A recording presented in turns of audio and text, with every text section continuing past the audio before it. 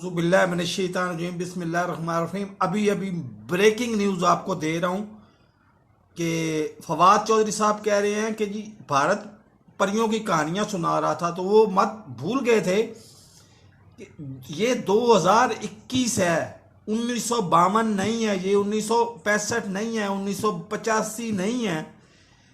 अगर उसने परियों की कहानियां सुनाई तो 30 मिनट के अंदर अंदर उसको भी तो भूत नजर आना शुरू हो गए, मतलब वो झूठा पड़ गया। और जो तल हकीकत है वो आपको, असल ब्रेकिंग न्यूज तल हकीकत है कि अभी अभी इतला मिली है कि हंगू से 9 टीटीपी के कलदम तहरीके तालिबान पाकिस्तान के 9 दहशतगर्द गिरफ्तार हुए हैं, जिनसे भारी मिकदार में रॉकेट लॉन्चर और असला पता नहीं क्या कुछ बरामद हो गया। अभी 24 घंटे नहीं गुजरे तालिबान की हुकूमत को कायम हुए हुए, अबूरी सेटअप को कायम हुए हुए, और हालत ये हो गई है कि हंगू से 9 टीटीपी के दहशतगर्द गिरफ्तार हो गए हैं।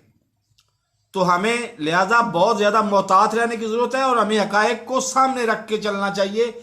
हमें अपना अल्लाह भला करे, वो भारत की तरह परियों की कहानियों पे यकीन नहीं रखना चाहिए।